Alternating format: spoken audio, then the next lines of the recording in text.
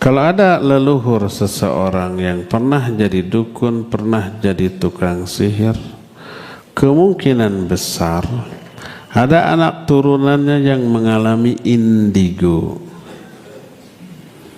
Dia mungkin masih kecil aja sudah bisa melihat ini, melihat itu, kadang bisa mengobati. Kenapa? Karena setan yang jadi kawan leluhurnya yang jadi dukun atau tukang sihir, ada kesepakatan kalau orang ini mati, jinnya nggak mati, jinnya itu akan nurun nempel ke salah satu anak turunan yang sesuai dengan kriteria yang disepakati.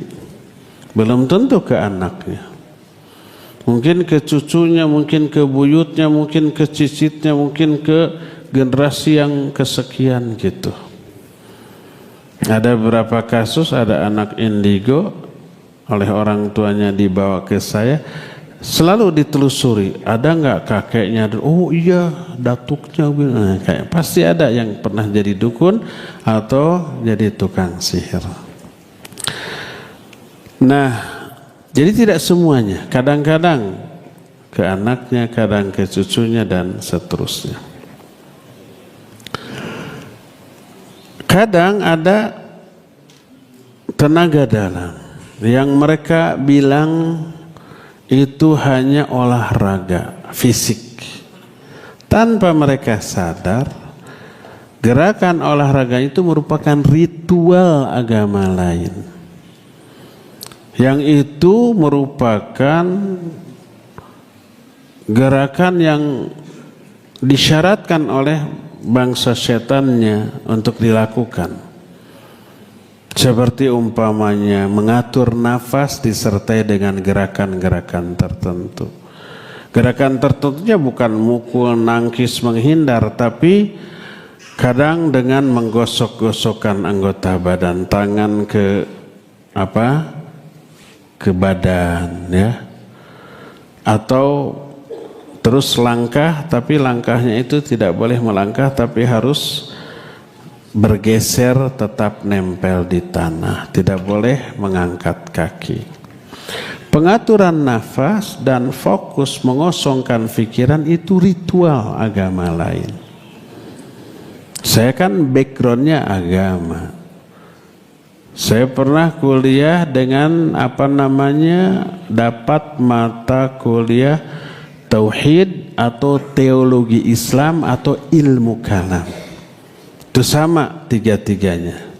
Apa yang dipelajari? Yang dipelajari adalah beberapa sekte pemikiran di dalam Islam. Ada ini, ada itu, ya.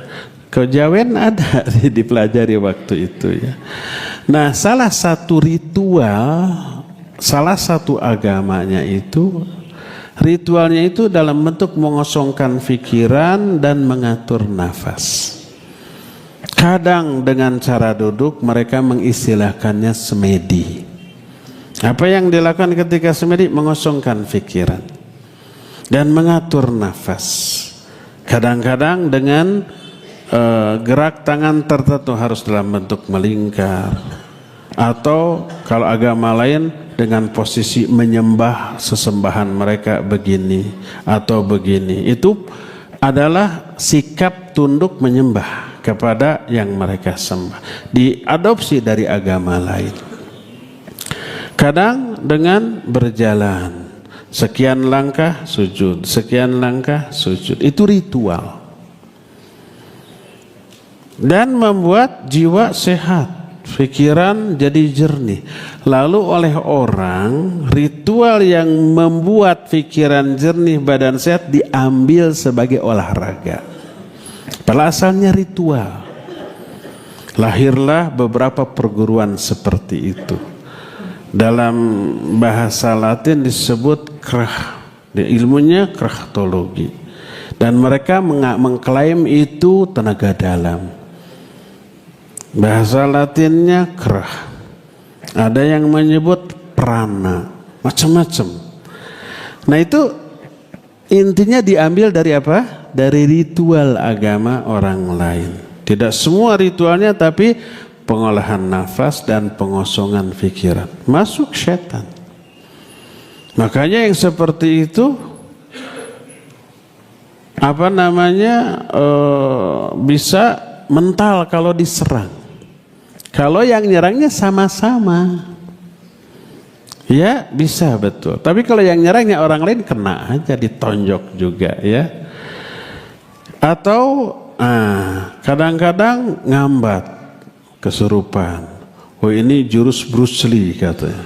Jadi kayak Bruce Lee, padahal enggak mirip-mirip acan. Jurus macan kayak apa macan, padahal kesurupan itu. Tapi mereka menganggap itu adalah kerah yang frekuensinya sesuai dengan apa yang mereka bayangkan, yaitu macan, monyet, segala macam. Kalau kerah sudah masuk atau sudah keluar lalu membayangkan monyet, jadilah pamonyet. Membayangkan macan, jadilah pamacan. Padahal itu kesurupan. Itu menunjukkan setan datang ya. Maka jangan belajar tenaga dalam. Itu bukan bela diri. Sehat, ya mungkin ada sehat, tapi ada tapinya. Risikonya setan datang tanpa diundang. Sebenarnya bukan tanpa diundang, diundang dengan cara begitu ya. Bagaimana cara untuk menghilangkannya? Jangan minta diruqyah ke orang, ruqyah diri sendiri ya. Pelajari tauhid, sering hadir di kajian seperti mempelajari tauhid ya.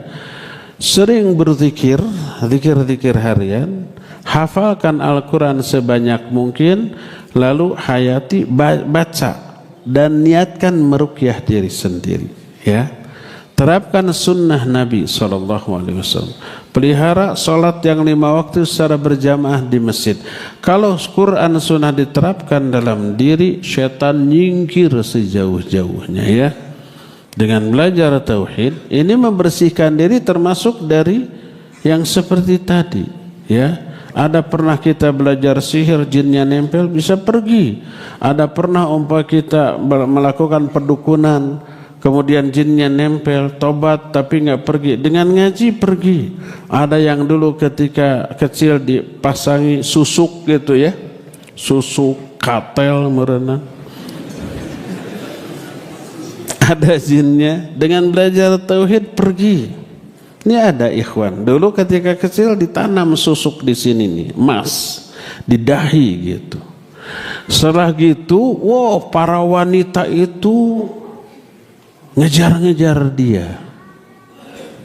Nah, kemudian ngaji ke kita. Ketika ngaji tauhid sekitar tahun 90-an, itu tiba-tiba dari keningnya itu pluk, murag, jatuh emas. Ini emas. Oh, diingat-ingat yang dulu pernah ditanam waktu di Banten di sini.